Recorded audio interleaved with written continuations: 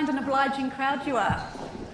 Kia ora koutou and welcome to this ChristchurchNZ Economic Update, which is the very first for our newly formed agency, ChristchurchNZ. My name is Joanna Norris, I'm the Chief Executive of ChristchurchNZ, and today I have with me members of our senior leadership team.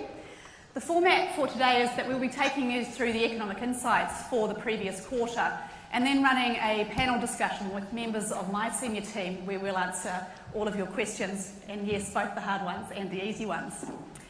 It's our great pleasure to be sharing these insights with you today, but also to give you some insight into the role that our organisation plays in the wider Christchurch ecosystem. So I'll be talking a little bit today about the role that we play in terms of stimulating the economy, when we intervene and when we don't, and also the role that we play serving the community. And that's all of you in this room, but also the people of Christchurch and the people that we welcome here.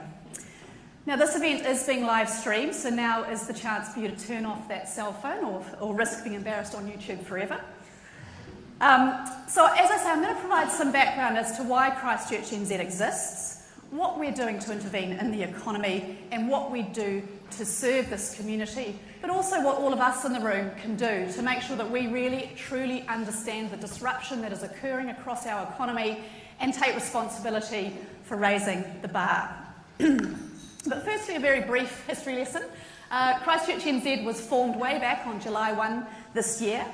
We were a merger of the Canterbury Development Corporation, Christchurch and Canterbury Tourism, major events from within council and international education. We are fully owned by the Christchurch City Council and grateful to our shareholder. But we are independent in thought and voice, and we have an independent and autonomous board and a range of funding partners. We've developed a clear mission for our organisation that unites our team and all of our activity. And that mission is to ignite bold ambition for Ōtautahi Christchurch. This mission informs all of the activity we do across three core pillars. So in order to ignite that bold ambition, we create excitement, we connect change makers, and we grow confidence across the region.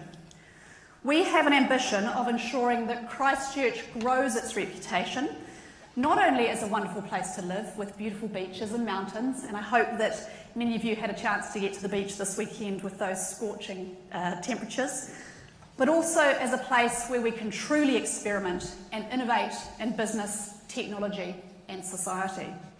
A place where we can have meaningful and powerful careers, as many of you in this room have. A place where we can run sustainable and exciting businesses. A place that welcomes our visitors and is internationally regarded as a place to try new things. So to support this vision, we've organised ourselves around three core and very important pillars of activity. Number one, to grow an innovation and business growth ecosystem. We do this through business support programs, we work with partners, and we connect those with ideas, with those with the expertise and knowledge and resources to get stuff done. Number two, we provide economic insights, leadership, thought leadership, and strategy and policy knowledge. And today's economic update is part of that stream of work. And number three, we work really hard to grow and promote the attractiveness of our destination, making sure that we're prioritising new attractions, new innovation, major events, and a vigorous international and national promotion program. So I'm now going to run through the economic update, and then I'll talk a little bit more about the role that we're playing to help stimulate the economy. So as all of you in this room I'm sure are aware, institutional economists have been predicting forecasting a softening of the economy for some time. Last week in his first major speech, Finance Minister Grant Robinson continued to foreshadow that softening over the next 2 years as this government realises its ambition of moving from a low-wage economy to an innovation-led economy supported in part by R&D tax credits and, of course, new migration settings. National business confidence, meanwhile, has fallen, partly, we think, in relation to that forecast of a softening economy, but also, of course, uncertainty around a change of government. Grant Robertson next week will deliver the half-yearly fiscal update, and that will include Treasury's economic indicators, but also a full costing of the 100-day plan, and of course a reversal of the previous government's tax cuts. Now, these policy shifts provide both an opportunity for Canterbury, but also a threat, particularly around migration settings, and I'll talk a little bit more about that in a moment. But before I look forward, I do want to talk about some of the trends that we have observed over the past quarter and the years before. So firstly, the big picture, gross domestic product. Now, this graph will be very familiar to many of you. The shock of the earthquake and the subsequent stimulus are very clearly articulated there. If I can work the laser, you can see here.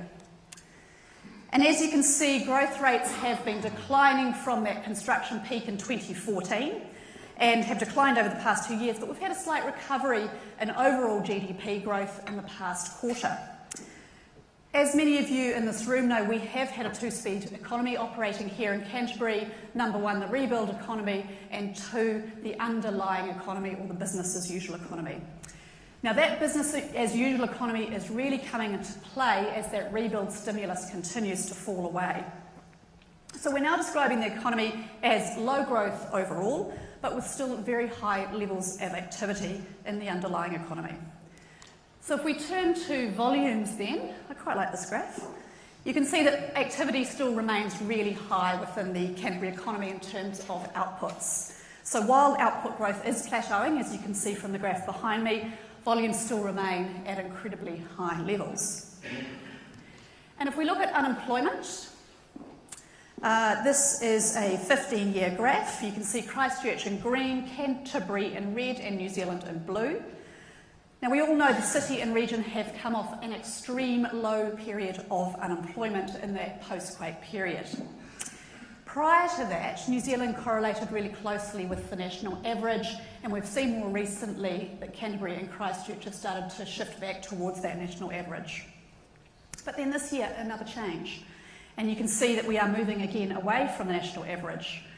Now, this low unemployment indicates to us the key strength of some of those sectors that sit within the underlying economy, and I'll talk a little bit about that in a moment.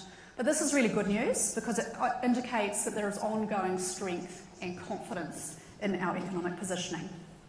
But it also signals that ongoing constraint that many businesses are facing in terms of the ability to attract the right skills and enough workers.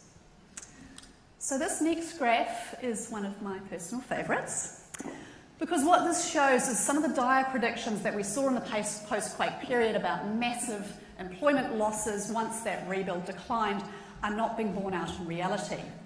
As you can see, the construction sector employee numbers have declined around 3% down. Point over there. But we're seeing really, really good growth in other sectors, and notably manufacturing, a traditional area of strength, hospo, and also here in technology and telecoms, albeit off a low base. So what this shows is we are diversified as an economy, and we're seeing real growth in that underlying economy. So migration then, another important indicator.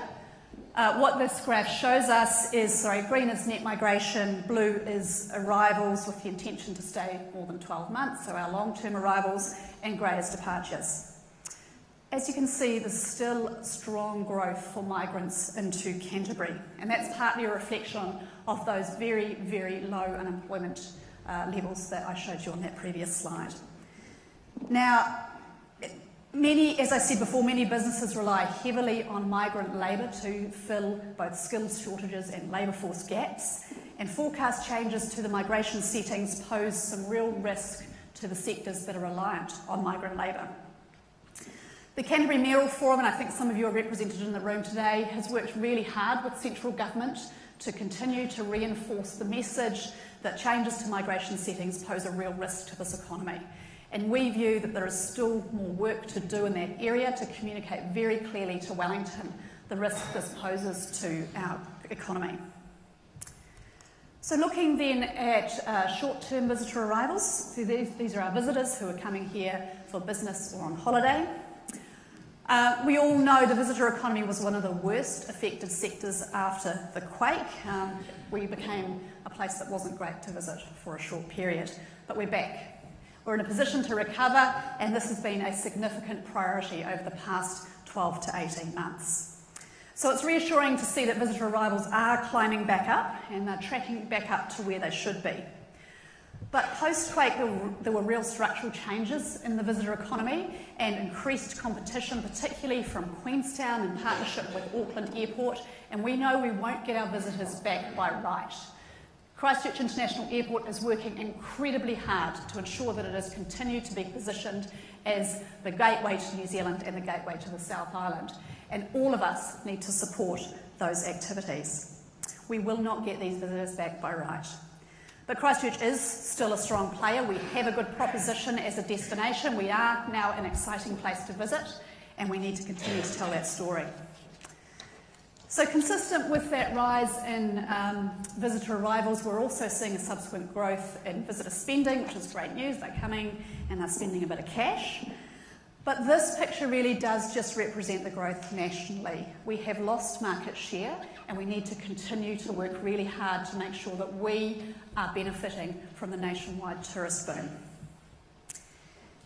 And this next slide's really interesting. This is guest nights. So having seen those slides on increased visitor numbers and increased spending, you would expect that to correlate into guest nights. Surely, they have to stay somewhere. But this data appears to suggest that we're not converting international arrivals into bed nights. Guest nights are flat, and this is something of a contradiction. There is the impact of the bounce rate as people come into Christchurch International Airport and then travel directly to the regions, but that doesn't explain the entire gap. So we're going to offer a couple more insights in a moment. But first of all, I'm going to hand over to our very talented General Manager of Strategy and Policy, Steve Purdier, who's going to talk a little bit about the housing market and, yes, Airbnb.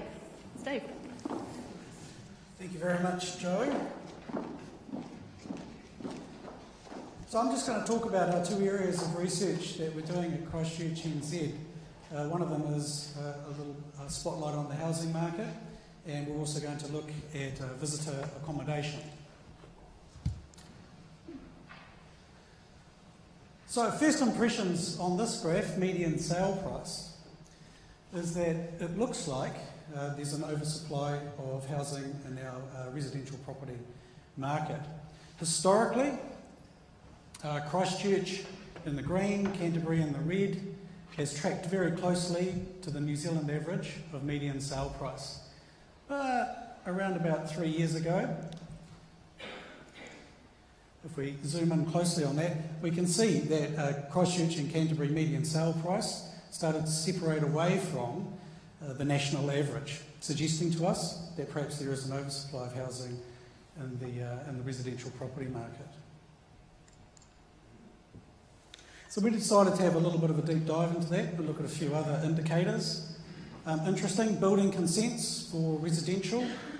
Christchurch is in the red and New Zealand is in the blue, and New Zealand numbers are on the left-hand column and the Christchurch numbers are on the right-hand column if you've got the pack in front of you. What we can see has happened with building consents in Christchurch is, the residential property market peaked around about, with consents, around about late 2014, early 2015, and then as we expected, we started to see a decline in the number of consent applications going into council. What's really interesting though, is that over the last 6 months, it looks like that growth, that decline in consenting numbers has eased, and we've got a flat period, flattening of that, and it looks like building consents are poised for rebound. And it's interesting to look at where that average line is now sitting compared to the historical average or the pre-quake average, suggesting that potentially we're in a new normal for building consents, poised for growth, and it suggests to me that perhaps there is demand out there in the residential housing market. So we decided to explore residential consents a little bit further, and here what's been split out is new builds in residential and alterations in the blue. And in the red, the building consent applications for new builds seems to track similar to the previous line. We saw that peak in late 2014, early 15 of building consents, and then an easing, and then this sort of potential new normal over the last 6 months here for new builds. But hello, look at the alterations. A very, very rapid increase in the number of building consents going in for alterations into residential properties. And that's not over 6 months. To us, that actually looks like around about a year, which is interesting. Now, we don't have any information at the moment on what those alterations might be, but we have been talking to people about it. And to us, it sort of seems like there's two pools for those types of alterations. The first is those people who postponed doing alterations on their properties whilst the price of construction was quite high during that sort of rampant rebuild period of residential. The second pool we've been hearing about is people who are doing alterations to their home, adding on self-contained units to enter into the Airbnb market. The next graph I just want to show you is another one that's interesting to me. When I sort of think about the supply of houses in the residential housing market, and that perhaps there is an oversupply, in my mind I was thinking, well, that means that houses are going to be staying on the market longer. So this is our time to sell, and in a normal market, a house will sit on the market for around about 28 to 42 days, so that's around about 4 to 6 weeks. So in my mind I was thinking in Christchurch it might have been getting up to around about 40 or over 42 days. But it's really interesting because Christchurch is sitting at around about 33 days, which suggests to me that actually that's a normal residential property market.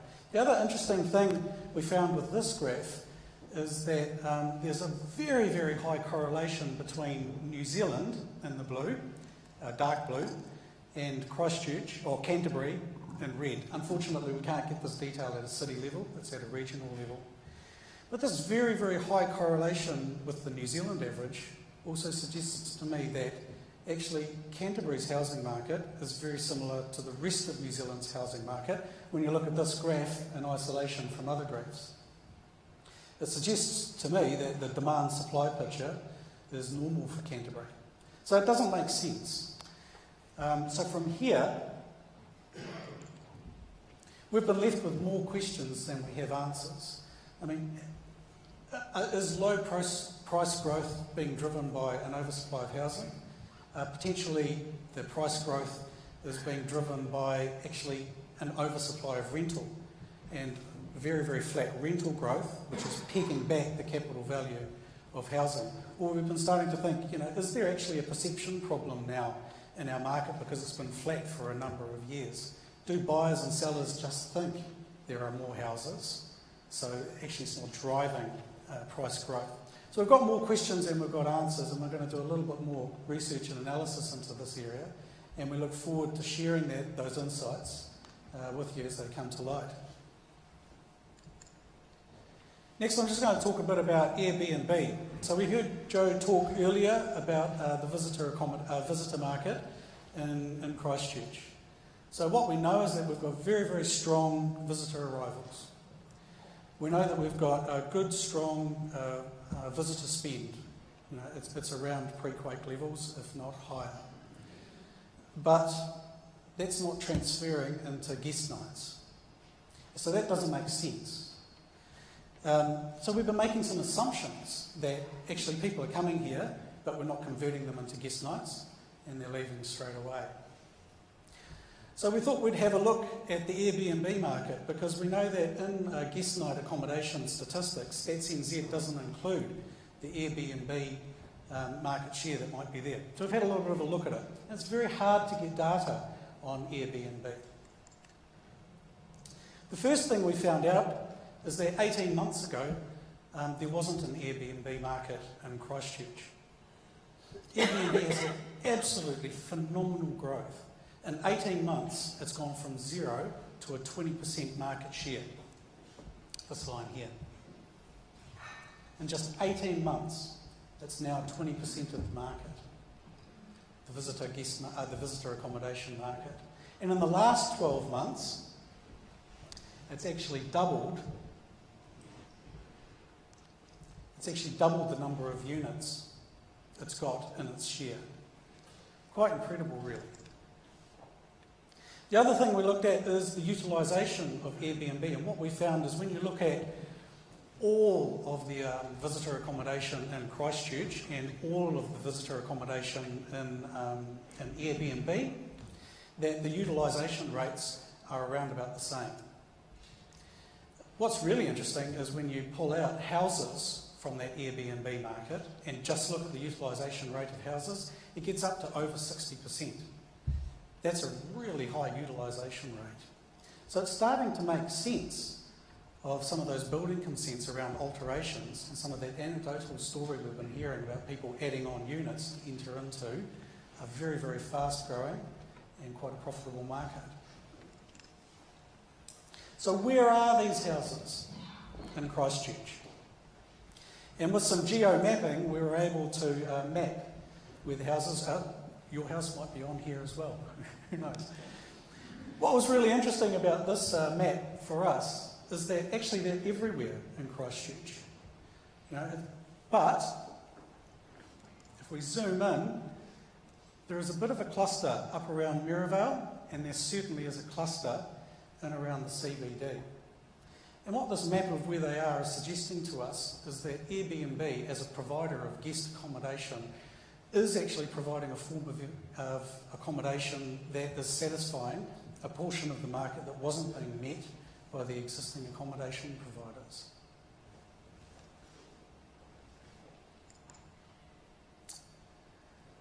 So what do you get for your money? So we just thought we'd pop up a picture from Airbnb. This might be your house, I'm not sure. Wouldn't that be funny if it was? This is a house up in Mirrorvale. I'm going to do a little sales job now for Airbnb if you're looking for some visitor accommodation in Mirrorvale. This is a 3-bedroom home up in Mirrorvale, and it's around $400 a night. 3-bedroom home. It also starts to make you think about some of the changing spending patterns of our visitors if a proportion of that market is actually taking accommodation like this, that's slightly outside of the CBD. So what we did next was we took the data that we had and we tried to estimate how big the Airbnb market was, and we put that on top of StatsNZ guest night data. And this is what it looks like. So that makes sense. We got really strong visitor arrivals around about pre-quake levels. We've got really strong visitor spend around about pre-quake levels. And when you add the StatsNZ guest accommodation with the Airbnb accommodation, we've actually got guest nights around about pre-quake levels. So I'm just going to leave you with that. That's about enough from me. We just have a short video that we're going to show you next, which just takes a little bit of a deeper dive into the Airbnb market. Action! Oh.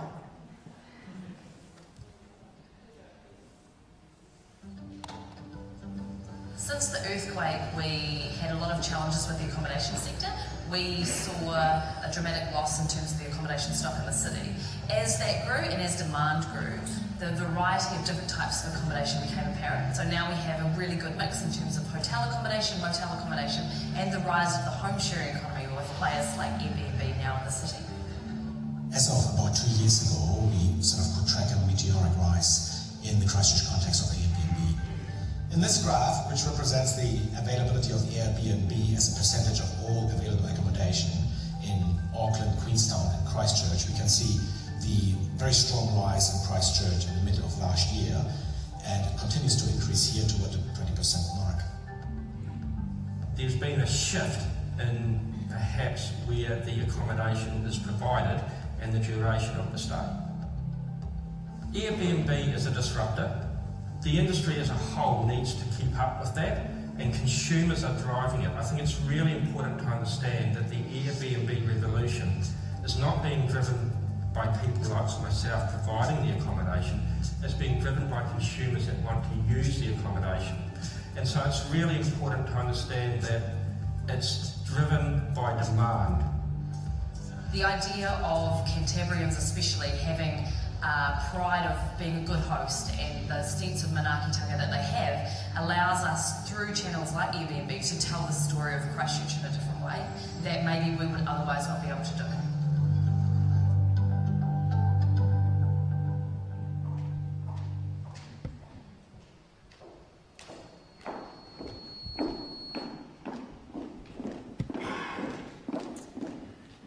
Great, well look, thank you Steve. Is my mic working again? Good, everyone can hear me?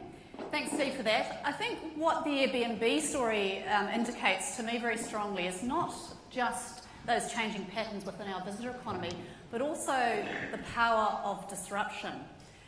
From zero market share to 20% in just 18 months. That demonstrates just how quickly disruption can occur. Now, if any of you are in the retail sector, you will no doubt be thinking very, very carefully about the impending disruption of Amazon. Those in the transport sector have also been disrupted, as have media profoundly. Everybody in this room should be thinking about disruption. Everybody in this room should be thinking about technological disruption and understanding how we are going to harness that as a community. So if we now turn back to the economy and some of the forecasts, some of the things that we are expecting to happen over the next 12 months. So as I mentioned earlier, that rebuild stimulus that we have experienced post-quake really did peak in 2014, and we have seen a softening across that portion of the economy ever since. Whilst construction does still remain strong and an important part of our economy, it will continue to plateau and decline. And it will continue to in time, return to pre-quake levels. So it's likely, we believe, that GDP growth will continue to cool over 2018 as that construction sector continues to fall away. And this will only be partially offset by growth in other sectors. As you can see from the indices behind me, we are seeing a softening, or forecasting rather, a softening in those key indices at every point. So a softening in terms of a rise in unemployment, a decline in net migration that could be exacerbated to further changes to the migration settings, and a decline in GDP growth. Now the picture for Canterbury is much the same because, as we know, the Canterbury economy is inherently linked and fuelled by the Christchurch economy. So a similar picture once we start to look at it from a region-wide perspective. What this forecast demonstrates to me is the real risk posed if this government doesn't adequately invest in the rebuild and getting the job done. The Canterbury economy contributes 12% to the national GDP, and we are the powerhouse that drives the South Island regional economy. A stagnation of the Canterbury economy will have a flow-on effect both from a regional point of view and a national point of view. And we view that any underinvestment in this community will lead to a further loss of confidence. We believe that it's essential that central governments support local authorities to complete the outstanding anchor projects with pace, with a clear scope and clear timelines. The risk of uncertainty, we believe, is too great. Wellington, quite simply, cannot take its foot off the gas with regard to Canterbury.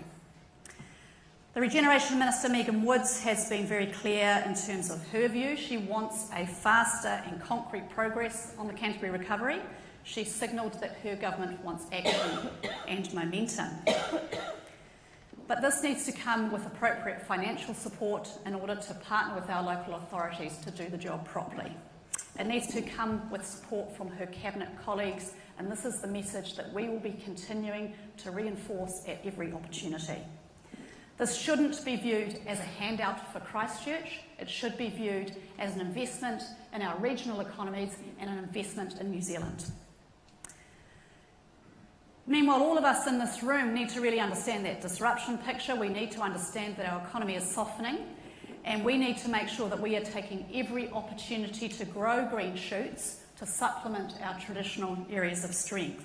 We need to understand tech disruption. We need to understand technology. and we need to prioritise research and innovation, and a little bit more on that in a minute.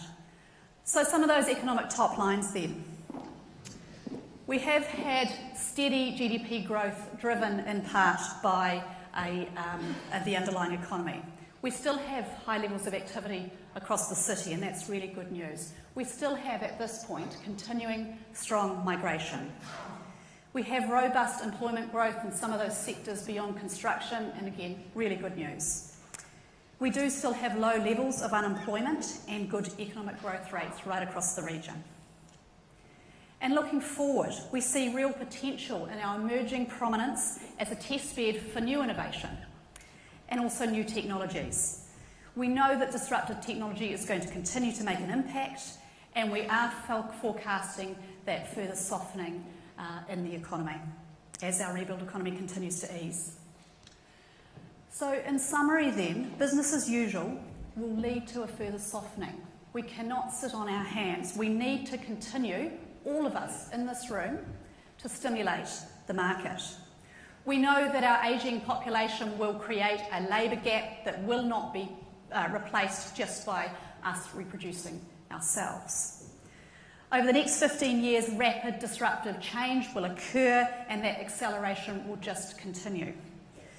But we have an opportunity here in Christchurch to establish ourselves as a city which embraces technology, embraces disruption, has a low carbon footprint, and is a place to try new things. We already have a strong base, a strong innovation base. We have incredibly strong tertiary institutions with strong research within them. We have strong research institutions. We have an innovative business sector and wide ecosystem support provided by not only ChristchurchNZ, but also a really strong Canterbury Employers Chamber of Commerce. But we need to improve our overall ecosystem. We now need to translate these fledgling green shoots of innovation into economic prosperity by ramping up our activity and ensuring genuine critical mass. We need to make sure we capitalise on this government's sentiment, prioritising innovation in research and development. We need to be well placed as a community to take advantage of R&D tax credits. So there's a few levers that we as ChristchurchNZ can pull. Given that forecast softening, we are mandated to pull these levers. And I want to be very clear that we are an agency that not only thinks, that not only commentates, that not only talks, but does. We are an agency of doers. We will have a strong, action-oriented approach. But I thought I'd just very quickly talk about when we intervene and when we don't. We can't be all things to all people. We will not solve everybody's woes.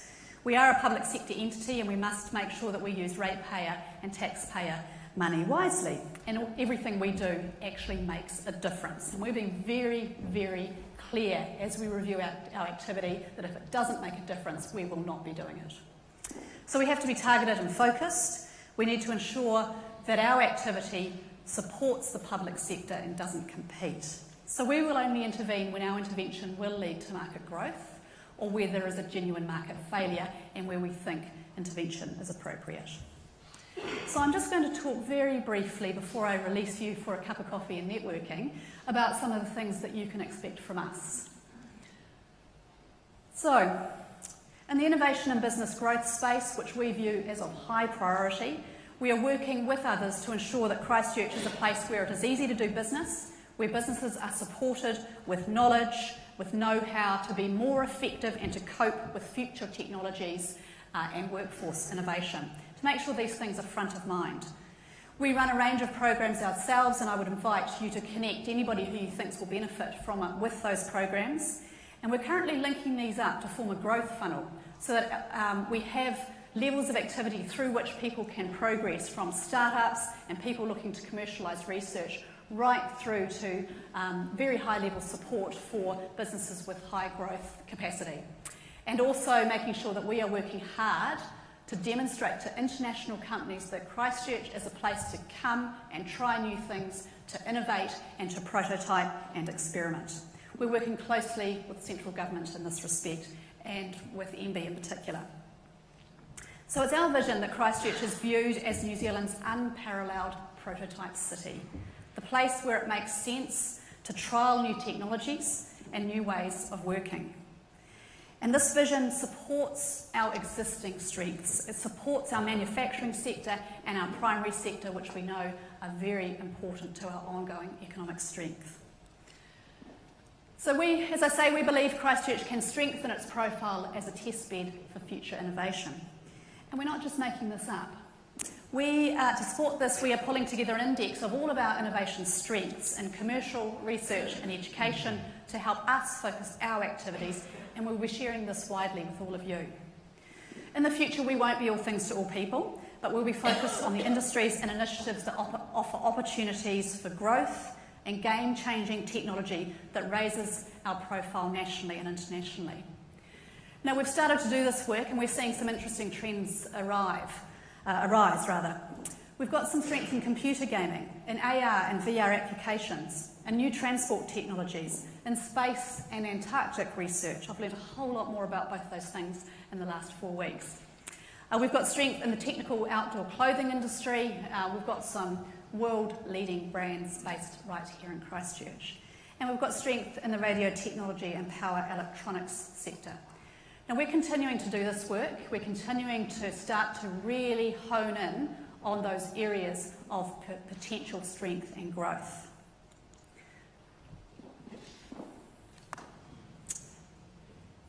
Excuse me. Now, I thought I'd quickly move to our visitor strategy, because all of this is not just about new technology and growing business, it's also about attracting more visitors, and they are tourists, business visitors, convention goers and international students. We have a visitor strategy which sets out a framework for Christchurch to really regain our pre-earthquake share of the national visitor economy. To make sure we enhance the visitor experience here, we target the right visitors at the right time, not the wrong time. And the reason for that, of course, is we can do lots of things in lots of different markets. But unless we're being really, really focused on our activity, we're not getting the biggest bang for our buck. And we also are working hard to ensure that our visitor sector has the right infrastructure and is supported by our local people. And that's all about that social licence to operate. There's no point us doing a whole lot of work attracting visitors here if we're not able to offer them the right infrastructure, and as a consequence they butt up against locals and diminish the experience here in the city. We've got a vigorous program of activity which encompasses offshore marketing, trade and media for mills, and local advocacy for stronger visitor attractions. And we're also working with tourism businesses to grow their capability. So they're not hokey, they're not just mom and pop operators, but they are truly professional, authentic experiences for the people we welcome here. And we're working really closely with some of our key partners, Tourism New Zealand, Christchurch International Airport, the tourism industry, Aotearoa, and of course the airlines, to make sure that we're getting people here and we're giving them a good experience. And to just give you a little picture of the shape of the challenge that we're facing, these figures indicate visitor numbers pre and post-quake, 2010 through to 2017. And you can see that in terms of the share of international visitor arrivals into New Zealand, we had a beautiful 21% pre-quake, and we're down to just 14% now. We need to do a whole heap of work to improve that picture. So as I said, we're not just talkers, we're doers. Here's an example of something we are doing right now. This is a new campaign that we launched in partnership with Christchurch International Airport, Qantas Holidays and Tourism New Zealand just a few weeks ago. It's called Christchurch in Next to No Time. It's all about inviting Aussies over the ditch, 5 days here in the South Island. Boom, what a great experience they can have. And that campaign's going really well. Major events also really, really important part of growing the experience here in Christchurch, improving our destination and improving the offering that attracts people nationally. So we're developing a major events strategy, and we edited our commitment to grow a portfolio of major events that really makes this an exciting place to live and visit. It's not our ambition to own events. That hasn't always worked out so well in the past. We are really committed to helping the private sector do the job well and supporting them to do that, making this an easy place to put on events and making sure those events are sustainable. So we're executing or supporting the execution of 15 major events this year, which makes my head spin a little bit because I'm going to a lot of events.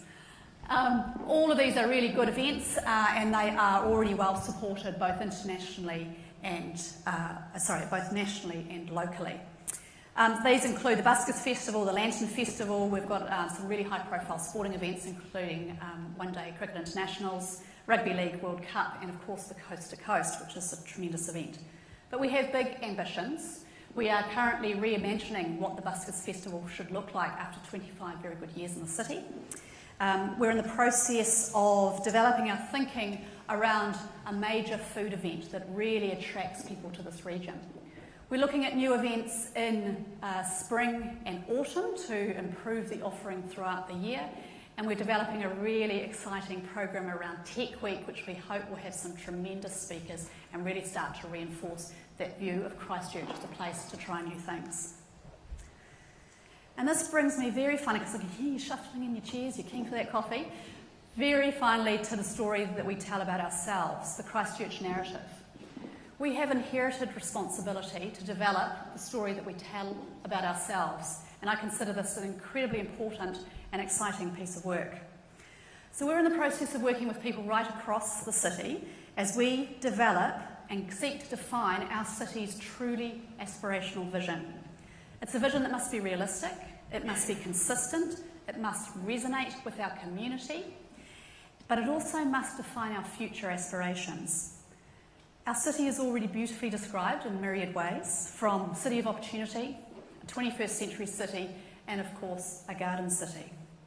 But we know that our truly unique proposition is rooted in the themes of being a place to grow, connect and find balance, and we've inherited a beautiful piece of work led by Christchurch International Airport in that respect. So we're now working to tighten that up further to develop that truly unique selling point. That encompasses some of those themes of experimentation, innovation, and being a place to try new things, which is a chance that has really been given to us in this post-quake environment.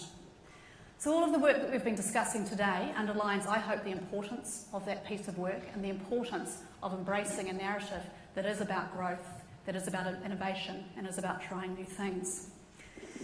This is a place, I believe, that we can not only live great lives, and I know that all of us really truly appreciate the lifestyle benefits of living here in Christchurch, but also a place where we push boundaries, where we don't have to take a back seat in our careers, where we don't have to simply accept a softening of the economy, where we can take action to try new things. So these concepts will form the basis of our Christchurch story. We'll keep you up to date as we develop this. We hope to have that clear USP locked down by very early next year. And it will be an aspirational story that articulates exactly what is special about this place, this amazing, experimental, pioneering and beautiful 21st century city that we all call home. So thank you. I'm incredibly grateful for your attention today. We're really proud of the work that ChristchurchNZ has the opportunity to do for our city and for our visitors. We have a very clear focus, and that is to serve you. We're committed to ensuring that everybody who lives, visits and does business with Christchurch understands this is a place to try new things. We are committed to growing confidence, connecting change makers, creating excitement and igniting bold ambition for Otatahi Christchurch. Thank you.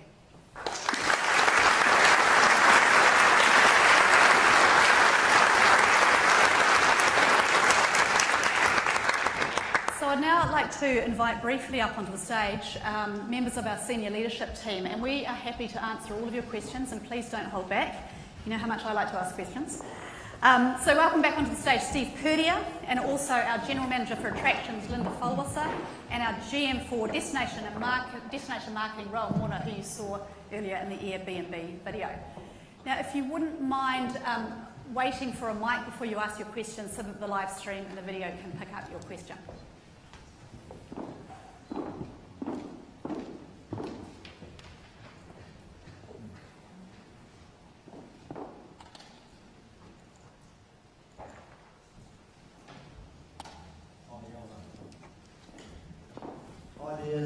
Just in reference to the real estate stats, is the widening of the gap between Christchurch and the rest of the country in terms of prices, isn't that just the Auckland market moving away from the rest of the country?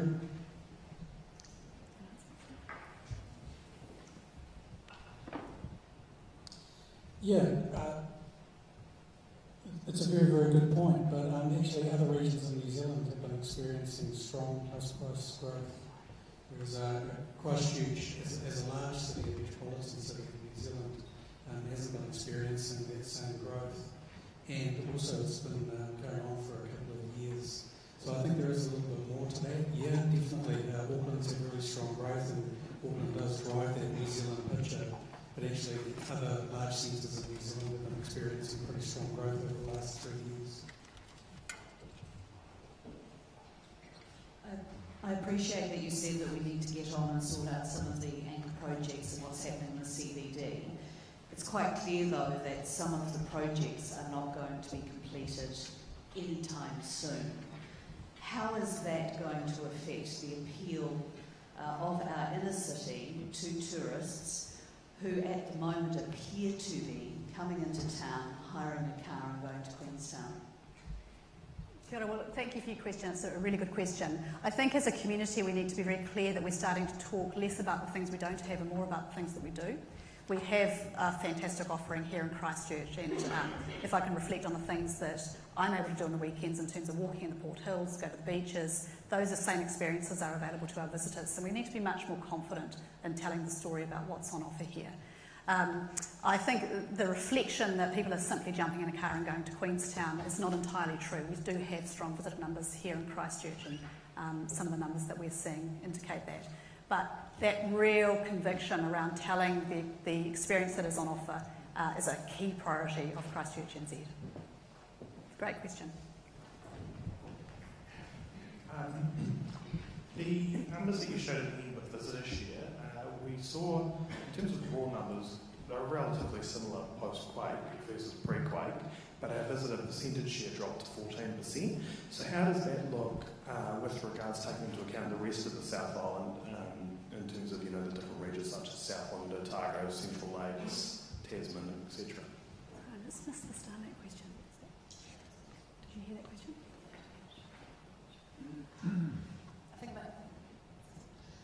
I think maybe we might have to do a little bit more digging to have a look at how that's looking for some of those outlying regions. Obviously, in terms of the share that Queenstown has seen, that's seen significant growth. And the dynamics of the rest of the South Island have been very mixed in terms of how those visitor flows have been moving around the rest of the South Island. So in the years post-quake, things like the top of the South, we've been putting a lot of emphasis about trying to move visitors in different ways than they would otherwise have outside of going through to Queenstown. So trying to move regional dispersal across the whole of the South Island. And as ChristchurchNZ, it is our role to assist the rest of the South Island to help do that.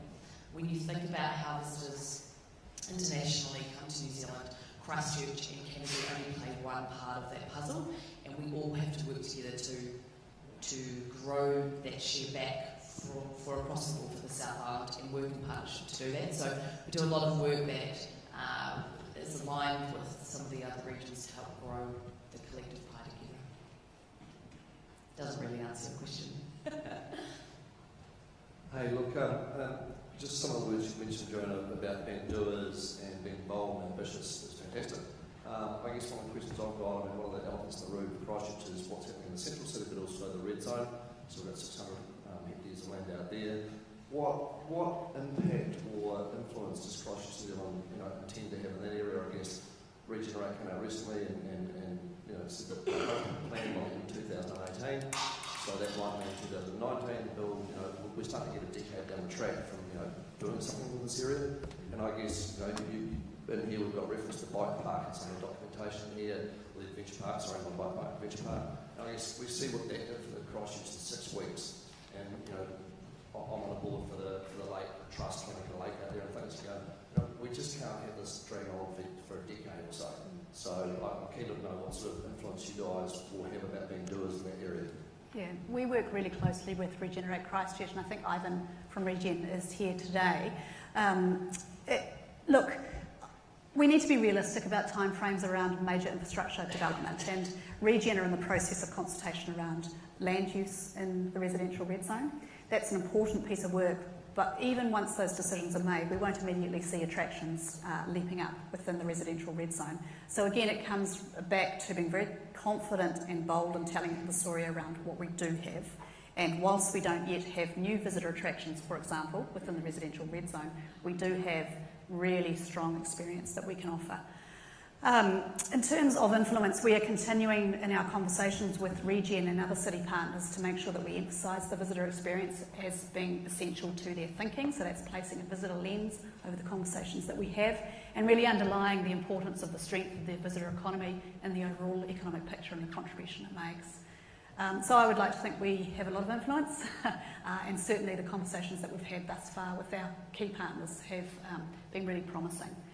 The other key partner, of course, is Ngāi Tahu, and we're working really hard to support the activities of Ngāi Tahu within the region, but also encourage Ngāi Tahu to start to think about whether it is right to place a visitor attraction, a Ngāi Tahu tourism visitor attraction here within Otatahi, and we would advocate for that. Just to reiterate and follow up on what Joe said, our role too is in terms of looking at attraction opportunities for Christchurch and for the city. So in terms of the role we play and being doers, we're forecasting out 4, 5, 6, 7 years in terms of bidding for major events for the city. It takes that long to attract those real global major events. So when we sit around the table and we're talking about what that facility needs, it comes with real rigour of what an event will look like in 5 years' time, what will attract people to buy a ticket and go to those facilities. So our conversations around that table are meaningful and based on what's right in front of us now. I think the other point I'll make there is we ensure that the advice that we're giving is always insight-led and evidence-based, and that's really important to us, that the advice that we're giving is credible and independent.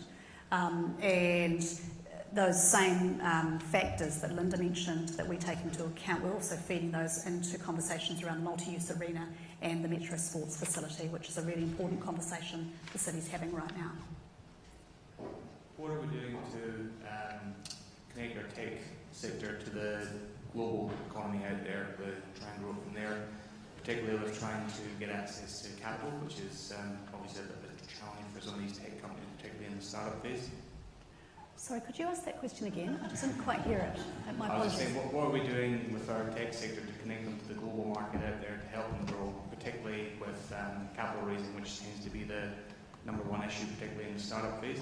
Yeah, really good question. I'll partly answer and I may hand over to Linda. So we're working really hard to make sure that we have the right international connections, both with Silicon Valley and beyond, and also with China, and making sure that we are viewed as an attractive place to invest. And we're actually connecting really good ideas, because we do have good ideas here in New Zealand and within Canterbury, and we're connecting those ideas with the people with the capacity. And that's when you look at those pillars that I put up earlier, that connecting change makers piece is really important. The other agency with a role to play here is, of course, DCL, Development Christchurch Limited, who have a connection with a strong investor network, and we work in close partnership with them to make sure we're not duplicating work. Where do you see the cruise terminal in Littleton in your work as far as encouraging tourists back into the area, a very high spending group of tourists as well? Yeah, we see that as a critical piece of infrastructure, and we've worked very closely with Littleton Port to continue to reinforce the importance of the cruise berth as part of the international gateway picture. It's really important that we do have the capacity to welcome those visitors back into Littleton, and also to support the smaller vessels going into Akaroa. And we've also done a values assessment which takes it beyond that purely economic assessment and looked at that wider benefit. I wonder if Steve, you want to speak to that briefly?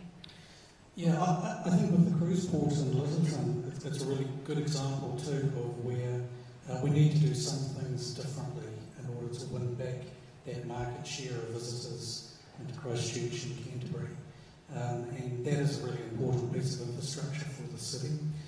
It also enables the city to diversify its ports, so you can have a large cruise port in Littleton, and you can have other types of vessels still going into Akaroa, so you're growing them high. But, you know, it goes well beyond the economic value, and that was a piece of work we did to try and make sense of that decision in terms of the public value and investment into it. It has so many other spin-off benefits, and probably the main one, there are a number, but the main one I'll talk about is the benefit to the profile of Christchurch. There is a huge amount of marketing material that goes out globally around ports for cruise vessels, and having your brand and trying to carefully manage that to reinforce your story, and this all links back to the city narrative that we've been talking about, is really important. So that canvas you get of having cruise into your city is actually a form of global, or it's a channel for global marketing for the city as well.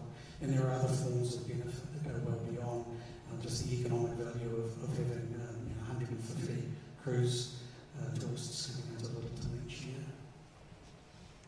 And we've got time for just 2 more questions. Kamala, kia ora. Good morning. Thank you for this morning. It's been really helpful to understand where Christchurch is and where we're going. You made a strong call for the government to help finish the rebuild. Have you done any work on exactly how much the government needs to invest? What is the gap between what we've committed financially to complete the anchor projects and develop the rezone and what we actually need? You've got a figure? Yeah, really good question, Kamala. I would expect an insightful question from the acting editor of the press. We haven't quantified that because it really is determined by the shape of the multi-use arena and the facilities that go within that and the decisions that are made around whether to incorporate aspects of metro sports in that. Council and DPMC are doing an interesting piece of work to truly understand what the shape of that should look like, and the Minister's been very clear that she wants that work accelerated. So we'll continue to support that, but we are in the background starting to form some views around that values assessment piece and the benefit to the wider community, and we'll keep communicating that as that work is finished. Yeah, kia ora, Joe. Really pleased to hear a lot of discussion around the wider benefits beyond economic. So I'm interested in what explicit activities we're doing to support the growth of the impact economy. We know that internationally we're seeing a lot of turn towards things like the Sustainable Development Goals. We're seeing divesting from fossil fuels, lots of interesting stuff. And then in the more local context, we've got this Avon-Takata River Corridor, which fundamental to the development will be social and environmental returns in tandem with economic development. We've just had the Social Enterprise World Forum here, the principal global conversation for a lot of this sort of stuff. So I'm interested, what sort of intentional activities is ChristchurchNZ going to be taking to support the development of an economy that benefits the environment and supports people to thrive? Yeah, really good question, and one that plays very closely to my own heart. I mean, the benefit of having that social enterprise forum and the kind of conversations that are occurring within the city off the back of that are really important. And when we talk about this being a city to try new things, we very squarely see that social value piece being really central to that. I hope in time that this quarterly update will be a place where we can report around some of those social value measures as well as the purely economic value. And we are looking at how we build social enterprise into our core of our business support. So that pillar around innovation and business growth, making sure that sustainability and purpose-led economic development is very much a part of that. Really great question. Watch this space very firmly on our radar. Just one more question.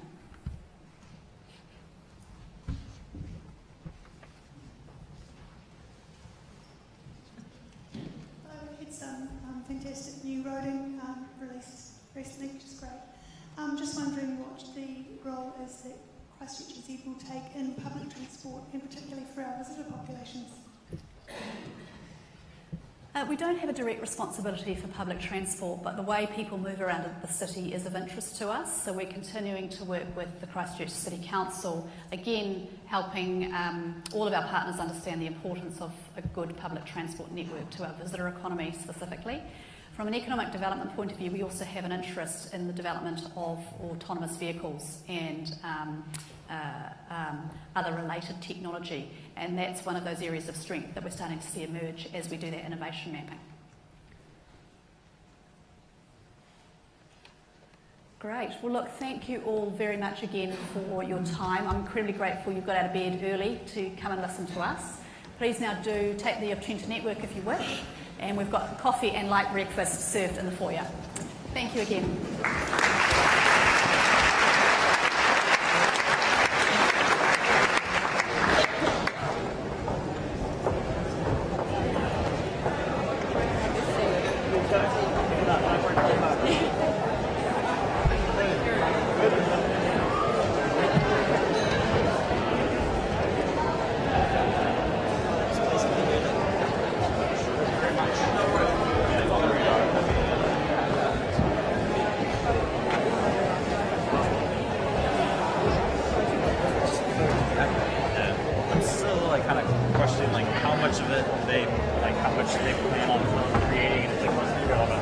stuff like that, but I still hear a lot about the consumer-driven things like Airbnb, like how are we actually paying attention to what consumers are actually consumers?